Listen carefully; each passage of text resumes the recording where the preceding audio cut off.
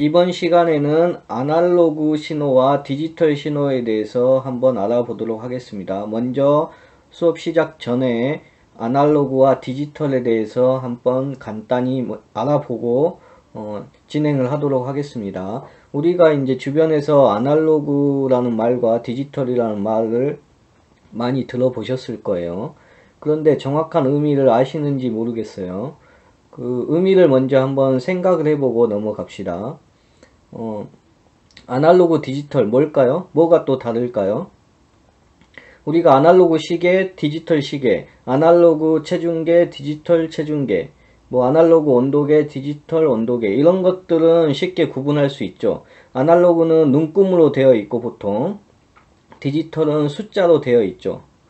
그러니까 그것은 구분할 수 있는데 정확히 아날로그가 뭐고 디지털은 뭔지 아시는 분이 많지 않은 것 같아요. 그래서 이제 정리를 한번 해보고 넘어갑시다. 아날로그의 핵심은 뭐냐면은 연속된 신호라는 게 핵심입니다.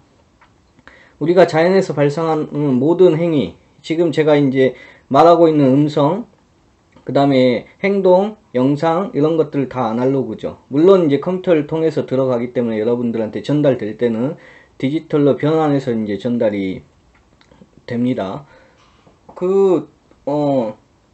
이제 그런데 아무튼 우리 일상생활에서 우리가 보이는 모든 것들은 아날로그로 되어 있죠. 이 아날로그 신호는 연속된 신호라는 특성이 있어요. 아날로그 핵심은 연속입니다. 연속. 끊겨져 있지 않아요. 그러니까 이제 시계가 있다고 그러면은 만약에 1분하고 2분 사이에 그 시간이 이제 분침이 이렇게 가죠. 또는 1초와 2초 사이에 초침이 이렇게 진행이 되는데 1초 됐다가 2초까지 가는데 그 초침이 딱 1초에서 사라졌다가 2초에 딱 나온다든지 이러면 끊겨 있기 때문에 디지털이겠죠. 하지만 아날로그 시계는 1초에서 2초 사이가 연속돼서 이렇게 쭉 가죠. 그럼 어떤 게 더 정확할까요? 아날로그 시계와 디지털 시계, 뭐 아날로그 온도계와 디지털 온도계 어떤 게 더 정확할까요? 사실은 이 부분을 제가 이제 말씀드리기 위해서 지금 장황하게 설명을 한 건데 정확성은 아날로그가 훨씬 높아요.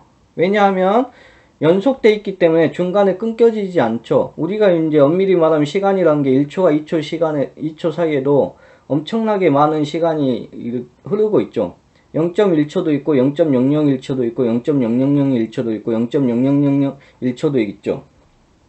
아무리 좋은 컴퓨터라고 하더라도 디지털 컴퓨터는 0.000000 어디까지 가서 모든 그 숫자를 그러니까 많은 숫자를 이렇게 읽을 수 있는 계산할 수 있는 슈퍼컴퓨터라고 하더라도 언젠가는 끊기죠. 하지만 아날로그는 끊기지 않는다는 거죠. 1초와 2초 사이에 그 무수히 많은 시간을 연속해서 거쳐가는 게 아날로그 신호이기 때문에 아날로그가 훨씬 이제 정확하다고 볼 수가 있습니다.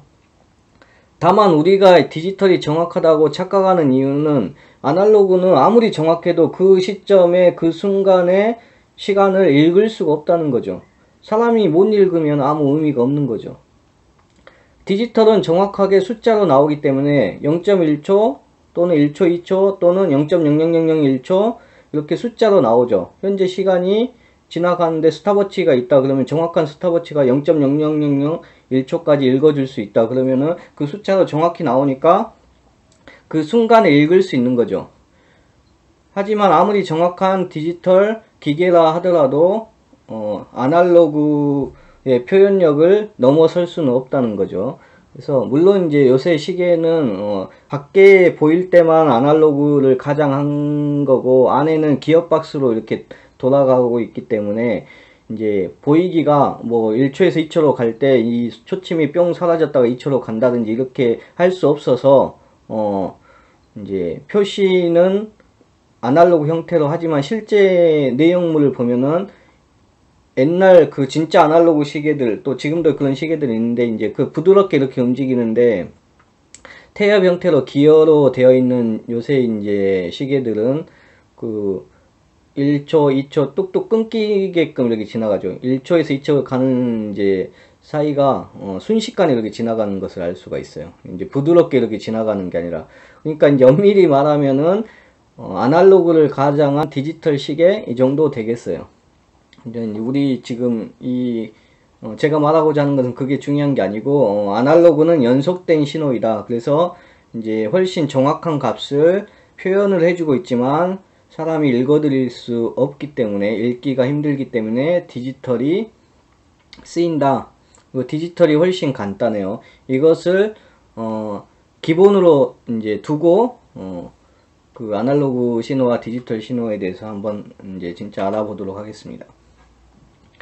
그러면 이제 먼저 아날로그를 한번 볼까요? 아까 이제 설명했듯이 아날로그는 연속적인 신호입니다. 연속적인 신호이고 이게 중요해요. 연속적인 신호라는 게 이게 중요하고 그 아날로그 신호를 이제 구성하는 요소가 있어요. 아날로그 신호를 나타내려면은 이제 몇 가지 구성 요소가 있는데 그 중에 이제 크게 그 세 가지로 볼 수가 있어요. 여기에서 이제 보면은 진폭이라는 말이 있고 주파수라는 말이 있고 위상이라는 말이 있습니다. 이것은 여러분들이 반드시 알아두셔야 돼요.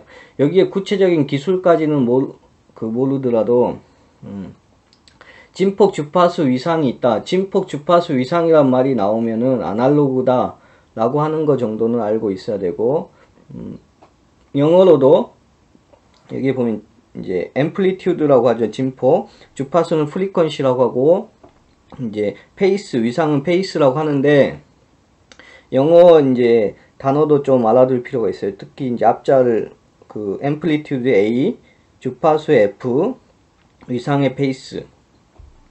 이렇게 그래서 AFP를 반드시 알아두시기 바랍니다. 아날로그 하면 AFP, AFP, AFP. 아날로그는 AFP. 아날로그의 구성 요소는 AFP가 있다. 진폭, 주파수, 위상이 있다.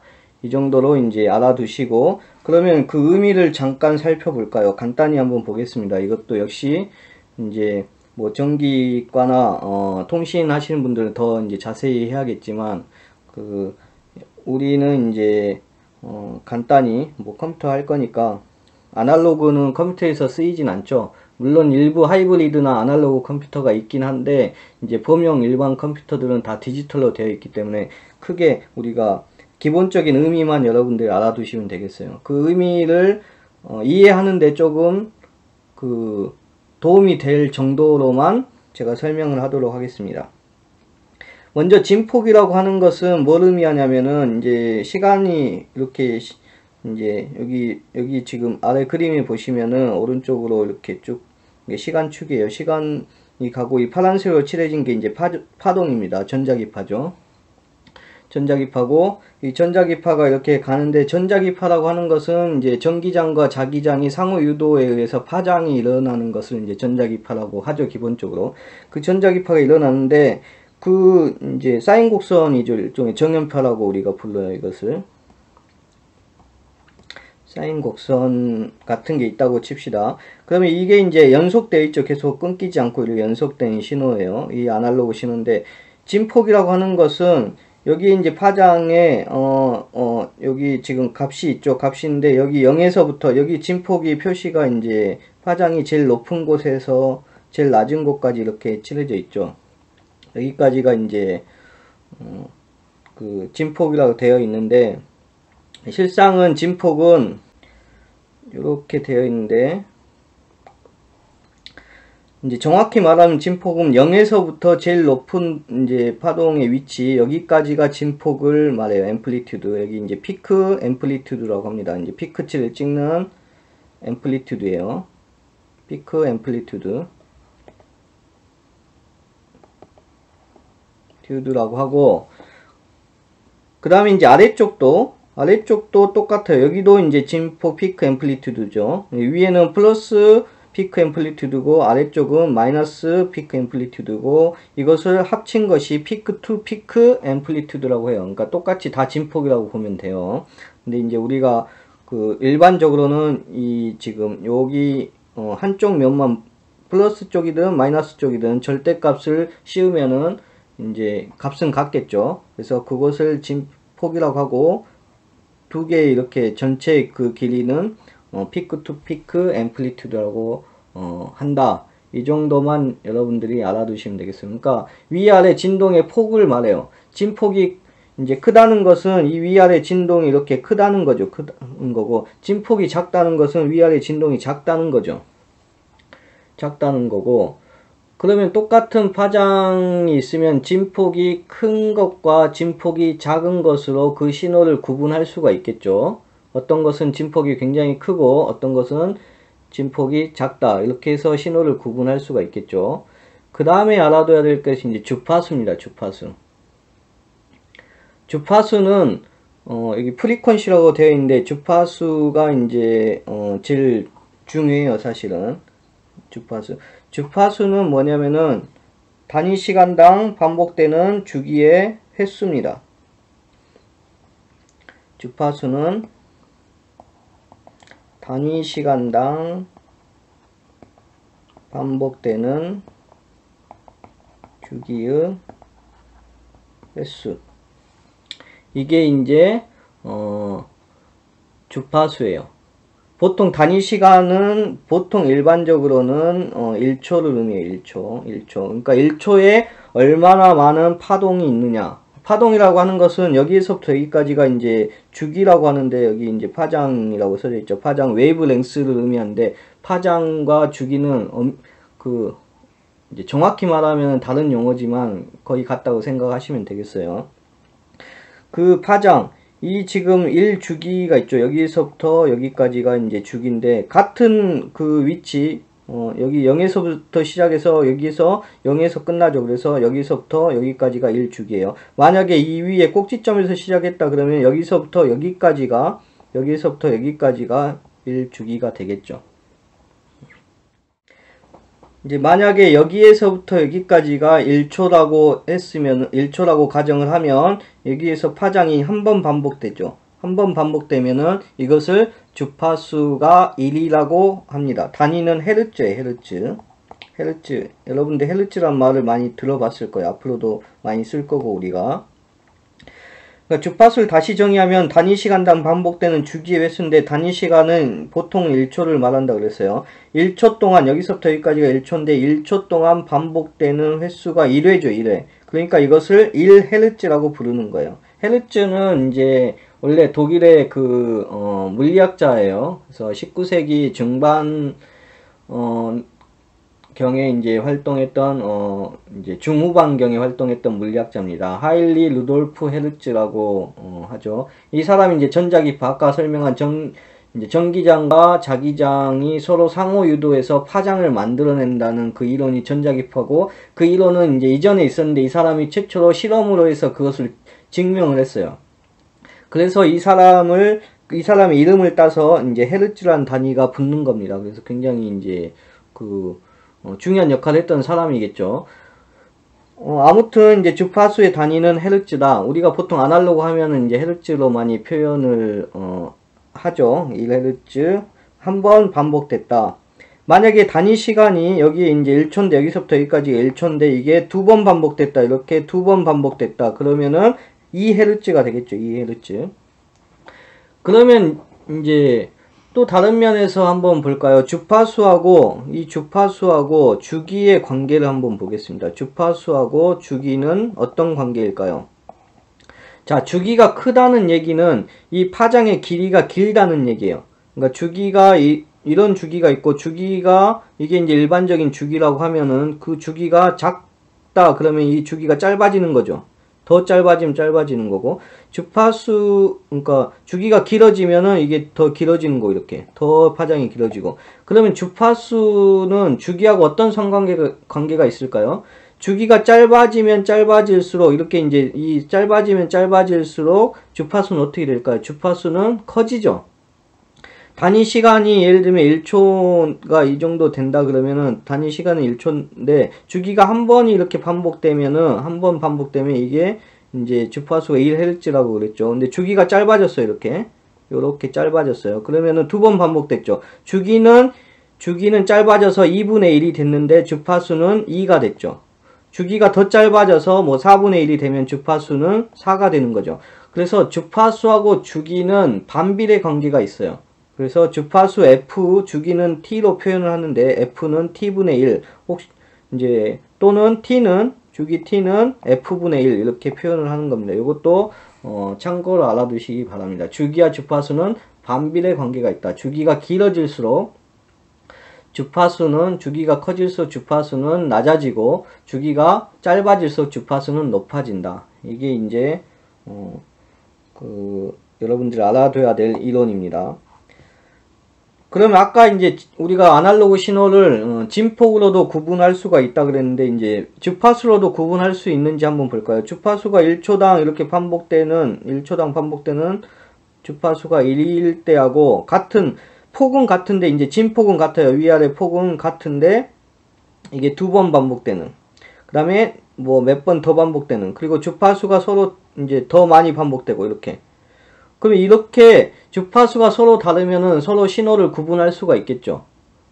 무슨 말씀인지 알겠죠? 그러니까 진폭은 같아도 주파수가 다르면은 이것은 다른 신호구나 이렇게 구분할 수가 있겠죠. 이런 식으로 아날로그를 구분하는 거예요. 그러니까 진폭으로 구분하는 게 있고 주파수로 구분할 수도 있다는 거죠. 그 다음에 마지막으로 위상이라는 게 있어요. 위상은 이제 별거 없어요. 위상은 이제 지금 디지털에서는 크게 중요하진 않은 것 같고, 위상은 그냥 이제 그 현재 시점의 위치를 말해요. 그러니까 여기 지금 이 시점 여기까지 쭉 도달했을 때 이 시점에는 90도의 위치에 있죠. 여기 정도에는 45도에 위치돼 있겠죠. 45도. 그러니까 현재 시점의 위치 또는 뭐 각도라고 표현해도 되고, 저는 어떻게 표현하면 시작 시점의 각도라고 이제 표현을 합니다. 시작 시점에 0도에서 이렇게 시작했죠. 그러니까 똑같은 신호인데 이런 신호가 있어요. 0도에서 이렇게 시작한 신호가 있는데 같은 신호, 진폭도 같고 주파수도 같아요. 근데 이게 0도에서 시작하지 않고 90도에서 시작할 수가 있겠죠. 이렇게. 이런 신호가 또 있을 수 있겠죠. 이렇게. 그러면 같은 신호인데 시작 시점의 각도가 다르죠. 그러니까 현재 위치, 제가 이제 시작 시점은 기점을 쉽게 하기 위해서 시작 시점이라고 표현했고, 현재 위치의 위상이 다름으로써 이것을 또 다른 신호라는 것을 구분할 수가 있겠죠. 이제 지금 세 가지를 보면 다 이 요소, 그 아날로그를 구성하는 요소는 서로 구분하기 위해서 만들어졌다는 것을 알 수가 있어요. 여기서 중요한 점 한 가지는 우리가 이 셋 중에 이제 어떤 것을 제일 많이 쓸까요? 가장 여러분들이 많이 들어본 용어가 뭐예요? 예, 주파수죠. 일반적으로 주파수라는 용어를 많이 쓰죠. 우리가 라디오 같은 걸 보면은 라디오에 AM이라는 게 있고 이제 FM이라는 게 있어요. 많이 들어보셨죠? 그럼 AM은 진폭을 가지고 서로 구분하는 거예요. 채널을 진폭을 가지고 구분하는 거죠. 그러니까 위아래 폭을 가지고 구분해요. 뭐 FM은 이제 프리퀀시를 쓰는 주파수를 가지고 구분하는 거예요. AM은 앰플리튜드 모듈레이션이라고 해서 진폭 변조를 사용하는 기술이고, 이제 FM은 주파수, 그러니까 프리퀀시 모듈레이션이라고 해서 주파수 변조 기술을 사용하는 거예요.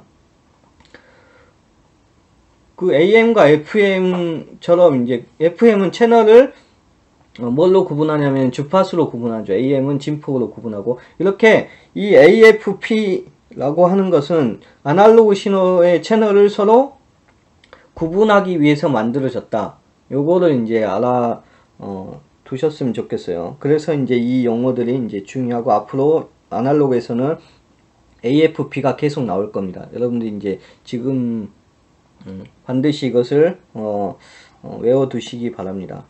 이제 한 번에 못 외우더라도 계속 반복 학습을 통해서 여러분들이 꼭 알아두셨으면 좋겠어요. 진폭, 주파수, 위상이라는 용어 자체는. 자, 이제 아날로그가 어렵지 디지털은 굉장히 쉬워요. 디지털은 간단하죠. 여기에 보면 이제 디지털은 이산적인 값을 갖는다는 얘기죠. 이산적이란 말은 무슨 말이냐면, 쉽게 말하면 셀 수 있는 값, 이렇게 보면 돼요. 셀 수 있는 값. 우리가 뭐 이산수학 이런 것들 배우죠, 전공자들은. 그래서 이산 셀 수 있는 값 또는 이제 양자값, 양자값도 마찬가지예요. 셀 수 있는 값이죠. 그래서 이산값을 갖고 이제 0과 1로 표현을 하죠. 비트라고 하죠, 이것을. 그래서 전기로 말하면 전기가 통한다 안 통한다 두 가지밖에 없어요. 전기가 통하든지 안 통하든지. 물론 이제 실제 전기 신호는 이 세상 모든 것은 아날로그라 그랬죠. 그래서 실제 전기의 이제 신호는 아날로그가 이렇게 이제 파장이 가는 거죠. 하지만 이제 약속을 하는 거죠. 우리가 전기 신호가 가는데 일정 볼트 이상 올라가면 1로 약속을 하고 그 전압이 이제 더 그 특정 볼트 밑으로 떨어지면 0이라고 약속을 하는 거죠. 그래서 0과 1과 0밖에 없는 거죠. 그래서 간단해요. 이제 펄스가 이것을 이제 펄스라고 하는데 펄스가 디지털은 펄스가 있다 없다 있다 없다 있다 없다. 그래서 이것을 있는 것은 1 없는 것은 0 이렇게 표현을 하는 거죠. 훨씬 간단하죠. 이 신호의 이제 디지털과 아날로그 신호의 이제 특성이나 뭐 이런 것들은 다음 시간에 한번 알아보도록 하겠고, 오늘은 이제 아날로그와 디지털을 우리가 처음 배우시는 분들을 위해서 이제 정리하는 시간을 가졌습니다. 간단하게 또 이와 관련된 네트워크 관리사 이제 문제가 있는데 한번 풀어보고 마무리를 하도록 하겠습니다. 이제 다음 중 컴퓨터에서 사용하는 데이터의 유형과 관련하여 아날로그와 디지털 데이터에 대한 설명으로 옳지 않은 것은 이렇게 되어 있네요. 어떤 게 옳지 않을까요? 한번 볼까요? 옳지 않은 것은, 자, 보면 컴퓨터는 뭐겠어요? 당연히 디지털 컴퓨터를 말해요. 디지털 컴퓨터. 아날로그 데이터를 취급하기 때문에 벌써 틀렸죠. 답은 1번이네요.